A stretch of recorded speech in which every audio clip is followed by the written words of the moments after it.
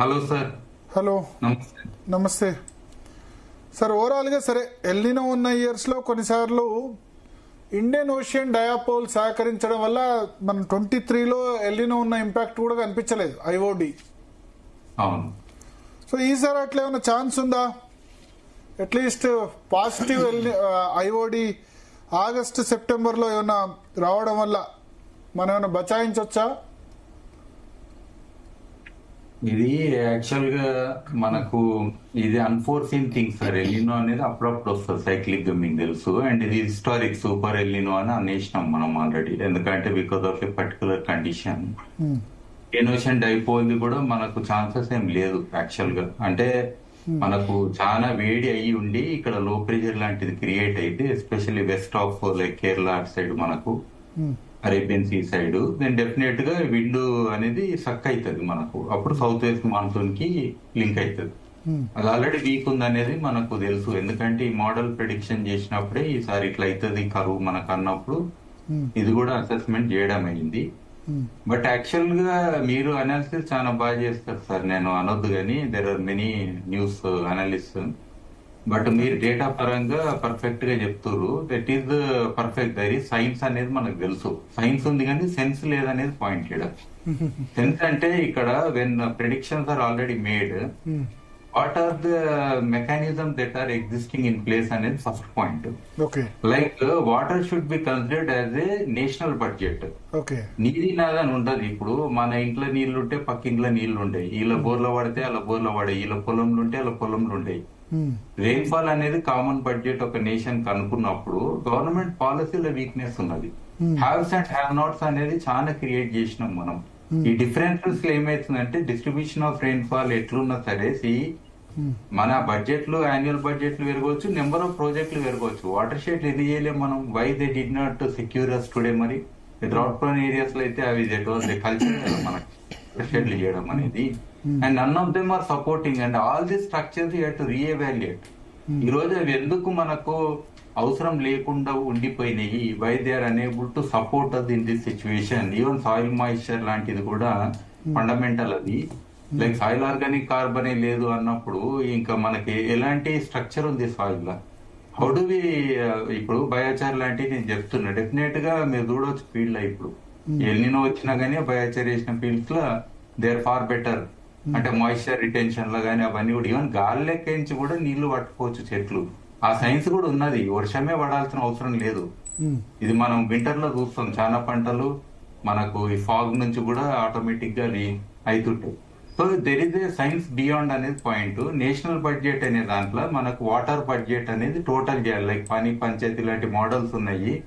Like community based ground water management system అని, APL అని మనకు ఉమ్మడి ఆంధ్రప్రదేశ్ లో చాలా మంచి ప్రోగ్రామ్ అది. అంటే ఒక రైతుది కాదు బోరు, ఆ ఊర్లో ఉన్న రైతులు అందరు కలిపి నీళ్లు అది షేర్ చేసుకుంటే ఇట్ ఈస్ యూస్ఫుల్ అనేది పాయింట్. సో ఇలాంటి సెక్యూర్ సిస్టమ్స్ మనకు అవసరమైన దగ్గర, ఈవెన్ ఇప్పటికీ కమాండ్ ఏరియా, క్యాచ్మెంట్ ఏరియా ఇట్లా చూస్తే కమాండ్ వాళ్ళకి అంతా ఉంటది కానీ క్యాచ్మెంట్ వాళ్ళకి ఏముంటది? డ్రాప్ పర్ క్రాప్ అనేది ఒక కాన్సెప్ట్ ఉన్నది, మీకు తెలుసు. ఎఫ్ఏఓ వాళ్ళు స్పెషల్ గా తక్కువ క్రాప్ అని చెప్పి దీని మీద స్పెషల్ గా ట్రైనింగ్లు కూడా ఇస్తుంటారు. అంటే ఎవ్రీ డ్రాప్ ఎక్కడ పోతున్నది మనకు బడ్జెట్ తెలుసు. అంటే ఒక రిజర్వాయర్ ఉన్నది.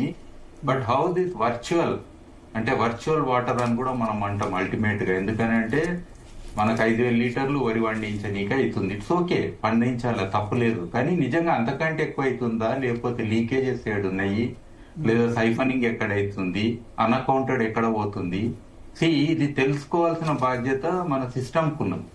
ఐ థింక్ అక్కడ సిస్టమ్ ఫెయిలియర్ అని నేను అంటేది టోటల్ గా. ఇప్పుడు ఆర్టిఫిషియల్ ఇంటెలిజెన్స్ ఉంది, మనం డేటా అనాలిసిస్ చేసే అవసరం లేదు. డేటా అన్ని కూడా మీరు ఇప్పుడు చెప్పిన డేటా చార్ట్లు అన్ని దానికి ఏకి ఇచ్చేస్తే మంచి ప్రెడిక్షన్ ఇస్తుంది. ఎందుకంటే అది హిస్టారిక్ డేటా కూడా తీసుకొని 18 సెకండ్ చెప్పేస్తుంది. సో మనకు ఆ అనాలిసిస్ లో ఇంకా లెర్నింగ్ అనేది అవసరం లేదు. సునామీ వచ్చినాక ఫస్ట్ సునామీ పదం నేర్చుకున్నట్టు ఇప్పుడు ఎల్నినో పెద్దది వచ్చినాక అందరు వాటిది ఎల్నినో అని స్కిల్స్ కి గ్రూప్ 1 కి ప్రిపేర్ అయినట్టు అవుతున్నారు. అది కాదు కదా లాజిక్. అంటే knowledge science that is fine, already set. ఇప్పుడు ఐఎండి నుంచి మనోళ్ళు ఎక్స్పర్ట్స్ ఉన్నారు, ప్రతి ఒక్కరు చెప్తూనే ఉన్నారు. And there is enough knowledge and understanding. So what next? ఇప్పుడు కరువు అనేది ఇమీడియట్ గా ఇప్పుడు ఎల్నినో అనే ఇంపాక్ట్ ఈ రోజు కాదు, ఫినామినన్ అయిపోతుంది ఎల్నినో అనేది. బట్ రిపర్కేషన్స్ ఏవైతే ఉంటే long term impacts on the families of vulnerable communities అంటే like rural communities like farmers అనుకోండి, అగ్రికల్చర్ అనుకోండి, ఫుడ్ సెక్యూరిటీ అనుకోండి, ఇదే కాకుండా ఇండస్ట్రీ ఈవెన్ అర్బన్ ఏరియాస్ లో కూడా already you're feeling that threat already. ఎందుకంటే గ్రౌండ్ వాటర్ లేదు. ఆల్వేస్ గ్రౌండ్ వాటర్ అనేది ఒకటి సపోర్ట్ మెకానిజం, ఏది water is provided by the system, అది గవర్నమెంట్ నుంచి. ఇంకోటి పర్ లీటర్ ఎంత కాస్ట్ అవుతుందని చూస్తే కూడా ఇవాళ రేపు ఏమున్నది, నీళ్ళు ఆ రిజర్వాయర్లు ఉన్నాయి, ఈ రిజర్వాయర్లు మనం తోడడం అనేది మొదలెట్టింది. మీరు ఇంతకు ముందు మంచి మాట చెప్పారు, లాతూర్కి ఆ ట్రైన్ లో నీళ్లు పోతుంటే that was a particular scenery. ఆ బొమ్మ అందరికి ఇంకా కళ్ళల్లో ఉన్నది. నాకు అనిపిస్తుంది ఇప్పుడు అర్బన్ ఏరియాస్ లో కూడా ఇలాంటి ట్రైన్లలో నీళ్లు సప్లై చేయడము. ఇప్పుడు చాలా మటుకు మన ప్రోగ్రాంలు ఏం చేశారు, ఇంటింటికి నల్ల కనెక్షన్ అన్నారు. నీళ్లు వచ్చినప్పుడల్లా రోడ్ల మీద వారుతుంటాయి. మీరు చూడండి clear. They are not even closing, they are using too much. అంటే there is no control. Metering అన్నాము, మీటర్ పెట్టినాం, బాధ్యతని ఎట్లా చేస్తున్నాం మనము? ఎక్కువ తక్కువ వాడిన వాళ్ళని మరి ఏమన్నా అనాలేనా లేదా?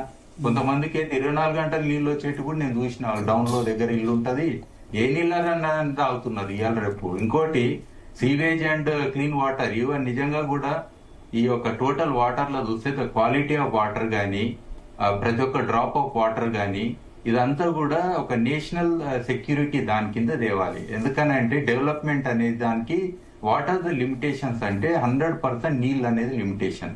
ఎంత క్లైమేట్ చేంజ్ అయితే అంత మనకు వల్నరబిలిటీ పెరుగుతుంది, వేరియబిలిటీ పెరుగుతుంది, ఎక్స్ట్రీమ్స్ పెరుగుతాయి. ఇంకోటి ఇంక్రీజ్డ్ టెంపరేచర్ లో ఉన్న నీళ్ళు ఆవిరైతుంది. ఇది చాలా ముఖ్యమైన పాయింట్. ఎందుకంటే higher the temperature the more the evaporation, more the evapotranspiration. So అంటే ఈవెన్ రిజర్వాయర్లను కూడా మీరు చూడండి, అమెరికాలో ఆడ బాల్స్ వేసారు, నల్ల బాల్స్. ఎందుకనంటే ఎవాపరేషన్ కంట్రోల్ చేయనీకే.